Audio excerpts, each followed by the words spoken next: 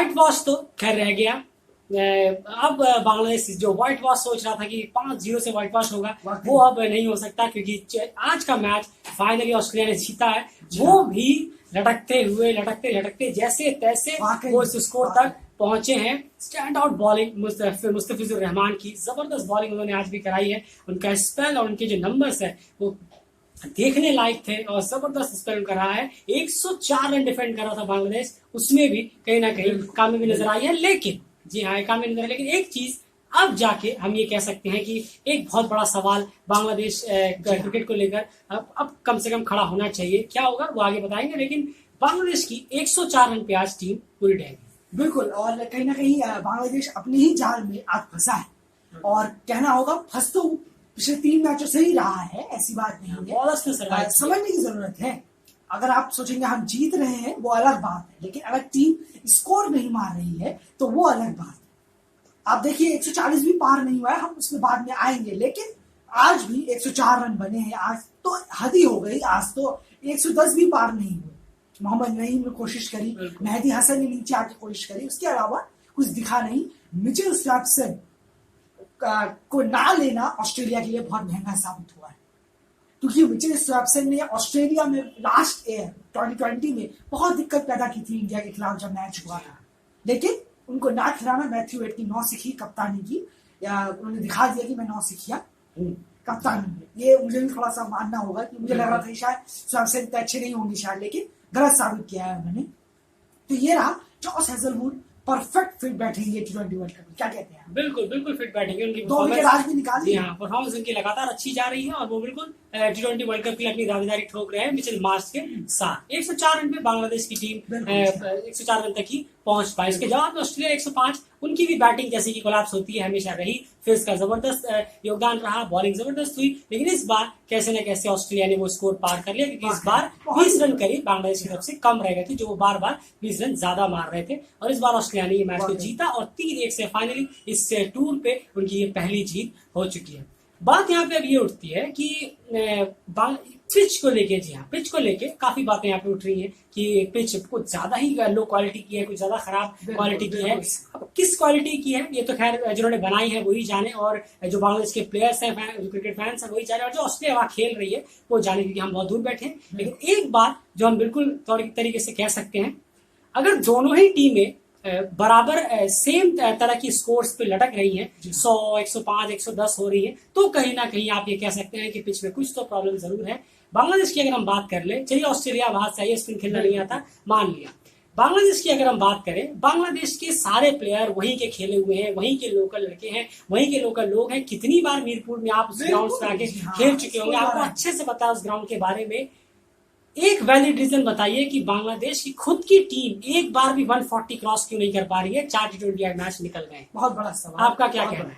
बिल्कुल, ये देखिए आपने बिल्कुल सही सवाल उठाया है, क्योंकि मैंने अभी कुछ देर पहले कहा था कि एक जो होम ग्राउंड होता है, आप 137, 140 का स्कोर आप पार नहीं कर पा रहे हैं, तो सीधे तौर पर दिक्कत है।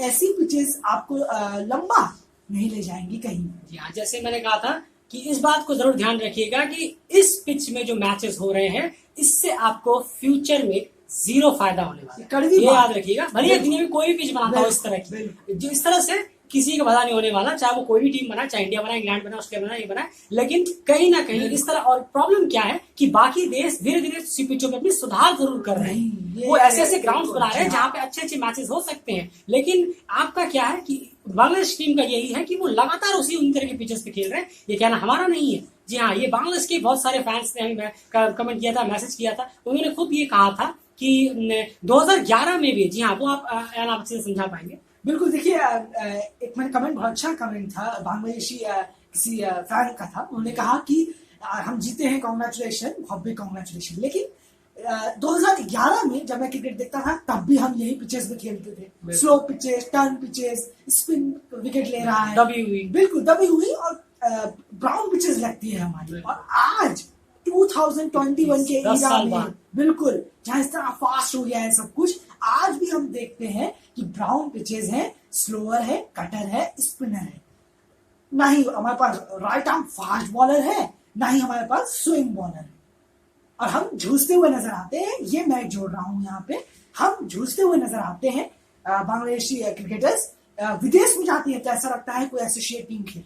बिल्कुल, ये अब आप ये सोचेंगे नहीं हमारे पास तो लेफ्ट आर्म फास्ट बॉलर भी हैं और स्विंग बॉलर भी हैं, तो वो ये ऐसे नहीं, ऐसे तो फिर मैं ये भी फास्ट बॉलर है, मैं भी टॉप ऑलराउंडर हूँ, बैट्समैन हूँ, ऐसे थोड़ा होता है। ऐसे नाम के लिए तो लेफ्ट आर्म फास्ट बॉलर आता है उसको लेफ्ट आर्म डाल दोगे आप। आखिर ये सब ओवरसीज में कहाँ चले जाते हैं? ओवरसीज में सिर्फ तस्कीर अहमदी क्यों नजर आते हैं, उसके अलावा कोई बॉलर क्यों नजर नहीं आता? ओवरसीज में सब ये सब बॉलर चले कहाँ जाते हैं? आखिर परफॉर्मेंस क्या हो जाती है? तो कहीं ना कहीं वो सब यही से होता है कि उनको इन पिचों पे खेलने का इतना वो आदी हो चुके हैं कि इतनी खराब पिचों में कि उनसे बाहर विकेट ही नहीं लिए जाते और मैचेस में सफाया होता रहता है, क्लीन स्वीप होता रहता है। न्यूजीलैंड में हमने वही देखा। तो कहीं ना कहीं ये सीरीज आप जीत गए हैं, बहुत अच्छी बात है, कांग्रेचुलेशन, मेहनत करी लड़कों ने। लेकिन इससे अगर आपको लगता है कि फ्यूचर में बांग्लादेश को क्रिकेट में कुछ हेल्प होने वाली है, भूल जाइए। ये मैं आज की तारीख में कह रहा हूँ, इससे फ्यूचर में तो कोई हेल्प नहीं होने वाली। बिल्कुल, आपने ये बात आपने सही कही। एक पॉइंट ये हो गया।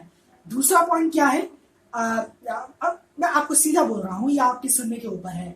आप देखिए आईसीसी कप्स की जो पिचेस होती है ना, वो ऐसी पिचेस नहीं मिलती है आपको। इस बात को हमेशा ध्यान रखिए, ऐसी पिचेस नहीं मिलेंगी। आईसीसी हमेशा पिच दोनों न्यूट्रल रखता है, फ्लैट रखता है, ताकि रन बने, स्कोर बने, बॉलिंग स्कोर ज्यादा बने, जब और विकेट वहां पे लेने होते हैं, अगर तभी बांग्लादेश को दिक्कत आती है। बिल्कुल, आईसीसी इवेंट्स पे आप सोचिए कि आपको लगता है कि एक भी ऐसी पिच मिलेगी आपको लगता है यूएई और ओमान में, आपको तो पहले ओमान में खेलना है, ओमान में आपको लगता है इस तरह की पिचेस मिलेंगी डंप एकदम इतनी ज्यादा टर्न स्पिन। और चलिए लास्ट बार मैं कहके जा रहा हूँ, लास्ट बट नॉट लीस्ट, मैं ये कह रहा हूँ 20 विकेट तकरीबन लिए थे 2019 में मुस्तफिजुर रहमान। अब आप उसमें से जाके देखिएगा कितने विकेट कटर स्लोअर में है और कितने विकेट स्विंग बॉल में, आप ये देख लीजिएगा, बस और कुछ नहीं। फिलहाल इस वीडियो में इतना ही। बंदरी डेली क्रिकेट चैनल के साथ, ये एक ऐसा चैनल है जहाँ पे आपको सच्चाई के साथ चीजें हम सामने रखने की कोशिश करते हैं। आप जीते तो आपकी तारीफ हुई, जहाँ पे लगेगा खराब खेले तो आप क्रिटिसाइज भी करेंगे, तो उसको भी हंसी खुशी लेने की कोशिश करिए। चैनल सब्सक्राइब कर लीजिए, इस तरह के चैनल आपको काफी कम मिलेंगे लगातार क्रिकेट के लिए। बने रहिए डेली क्रिकेट चैनल के साथ। अब सीधा सवाल वही है, एट द एंड में पूछ के जा रहा हूँ, बांग्लादेश टीम 140 क्रॉस क्यों नहीं कर पा रही है? 4 मैच हो चुके हैं। हाँ। इसका जवाब जरूर दीजिएगा। ये बहाने मत दीजिएगा कि ऑस्ट्रेलिया की बॉलिंग बहुत अच्छी है, वो पता है हमें ऑस्ट्रेलिया की बॉलिंग, यही ऑस्ट्रेलिया की बॉलिंग को धो दिया जाएगा अगर ये इंग्लैंड और इंडिया और वेस्ट इंडीज के सामने आए कहीं ना कहीं। फिलहाल इस वीडियो में इतना ही। बने रहिए डेली क्रिकेट के साथ।